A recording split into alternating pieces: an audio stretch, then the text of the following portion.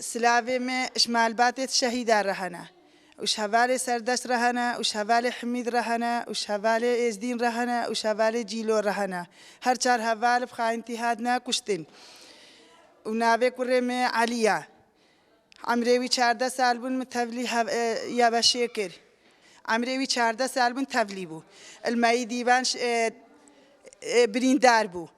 الشنغال بریندار بو التلكوتر بریندار بو الحميس بریندار بو الشارجيا حتى نهاوي بریندار بويا وكريم بو وبخاينتها اف هفال هر چهار هفال زاروكت ازديابون وبرخودانيا ازديات كرين وتفاقا ازديابون وبشتا ازديابون وياباشيبو هر چهار زاروكت ازديا كشتن والشهيد اخستن وما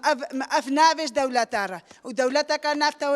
نتوي المرة نابا وزكي ما شاوت عندن ودلي ما فرت عندن وما يك نافي وما تشاوا خاينة وخاينة بخودت قوتن نكوري ويا وخفصر تابوت إذا قرتيا وكوري منا ومحفظ سالة بري شيرة بري خدايته ومخودان كر وممازن كر وسه سالة وهناك زوج جيبو وعمري كوري ويد سال ونيفن ويعني بخاينتي شهيد إخستن ما أفنافي يعني تشاوا حيدر شاشو زاني بيجا نكوري ويا وخفصر تابوت إذا قرتيا يعني نكوري ما بامني خفصر تابوت إذا قرت أم آخا خود باريزن وأم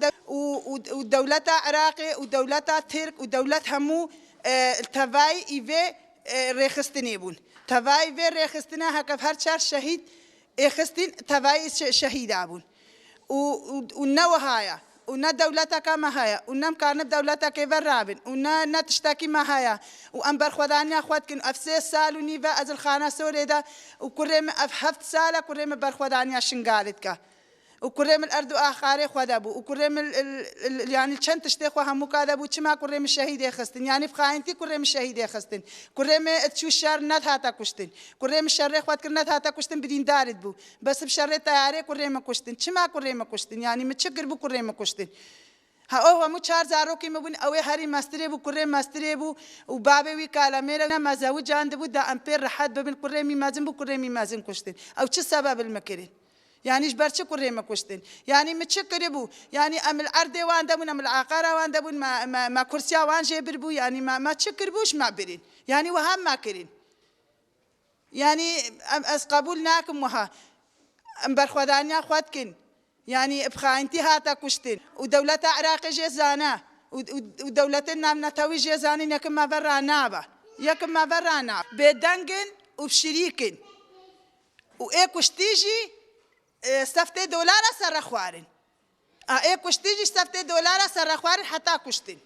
بخدا کل شر ده هات با کشتن مگوه ندامی نگود با شر خوا کریه هات یا کشتن بس بخاینتی هات کشتن کریمه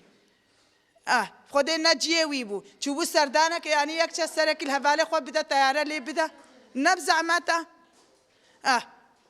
وهر 4 شهيد إخستن فرماندار چای شنگاله بون اجبر هتاب سوري هتاب موصل البندسته هم مكال هر 4 آدابو يعني فرماندار چای شنگاله كشتن هكا هرگا يكي وكا مامزكي يكي وكا ايدي المرابة بكوجن باكا امي چا افسر كابن امي چا بنا تشتكي امي چا بنا دلاكي هكا ازدين نمنا بشتكي ونمنا دلاكي دشمنه يكو دوبن چا امي بنا دستو دلاكي وناخوازن جواكا ازدي ناخوازا امسر آخا خوجيان بكن وجواكا ازدي نافع يعني خورتكي ازديا افسر كفا بيجن ايرو اف خورتي ازديا مسؤولة وكريم مسؤولة هاري خورتريبو وكريم هجايبو وكريم برخودانيا همو كيت كر وناش داكو خوش كت خورا برخوداني كر اشچن ازديا همو را برخوداني كر يعني قالك امبي اسفين وقالك امبي نخوش بون وقالك دلي ما شاوتاندن وقالك دلي ما إيشاندن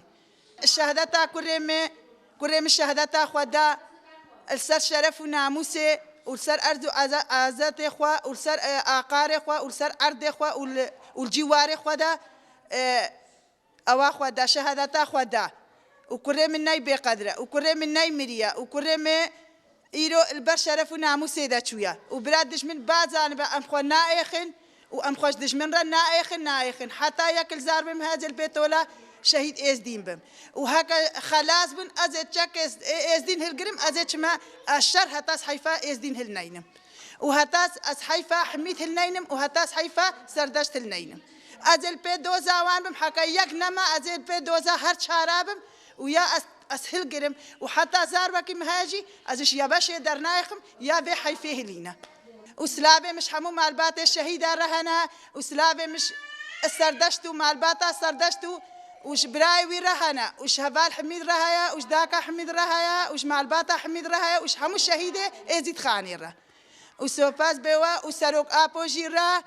وخدي حقي ما ببقي وهاب ما كري وكريم مبو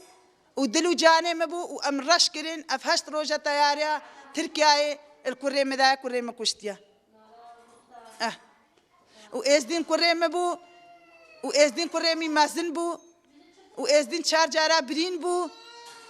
وإزدين يعني ما فرق ما نما أو ما يجهل بو أو ما زن بو أو جيتشو وخلفا مال خدي وسلابي مش شهيدة إزيد خاني هم كرهنا وش مال باتي وان رهنا وسو باس بو سروك أبوجي وسلابي مسروك أبوجي رهنا خالد قليلاجي رهنا